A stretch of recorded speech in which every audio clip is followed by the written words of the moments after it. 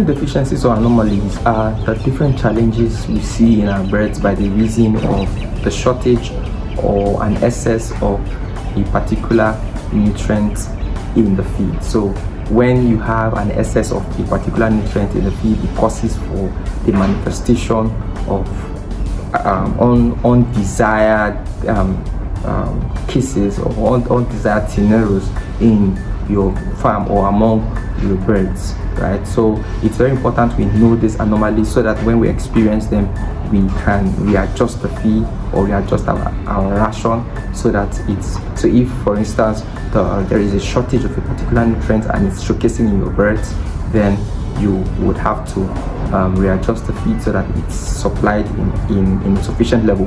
Or if there's an excess of that same feedstuff or another feedstuff and it's manifested in your birds, then you know you have to reduce that amount of nutrients. So number one nutrient anomaly is your carbohydrate anomaly.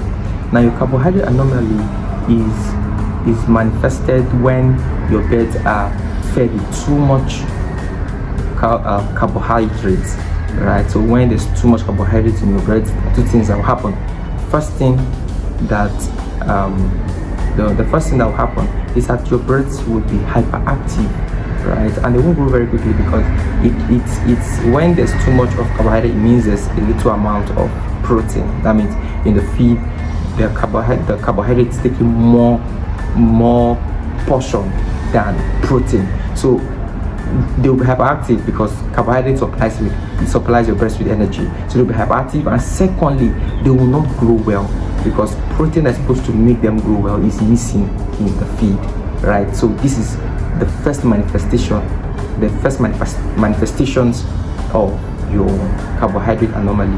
Now the second has to do with shortage of carbohydrate. So when there is a little amount of carbohydrate not supplied as much as required, your birds will be weak. They won't be able, you see them, they won't be able to be carrying themselves around because they lack the amount of energy they need to carry out their daily activities. So these two manifestations is what happens when you have your carbohydrate anomaly. Now your protein anomaly happens when there is a shortage of protein. Now you know that when there's shortage of protein, I've already talked about that when I was talking about the carbohydrate anomaly. What will happen is that your birds will begin to they'll begin to experience stunted growth. They won't grow very quickly because protein that is responsible for their growth is missing, right? Now also when there's an excess of protein, it's also a problem, right? Now your birds will be growing excess of meat, and within a short period of time they'll start growing fats instead of meat. And one other thing that happens is they begin to accumulate too much heat because of the high protein feed they're ingesting. They begin to accumulate fat, and then they'll be accumulating a lot of heat. And then you see them most times, the birds, they'll be raising their arms up in a bit of dissipating heat when they raise their arms up. So you just see them like this, and sometimes they are panting. They are making such kind of gestures just to dissipate heat, right? So in fact, sometimes this leads to what we call heat stress, and it could lead to mortality in your bird. So when you notice things like this, you know you have to adjust your feed and reduce the amount of protein to what is required. And then you also have your calcium anomaly. When you have shortage of calcium, most importantly, your birds will experience two problems. The first problem that they will experience is that they won't be able to walk.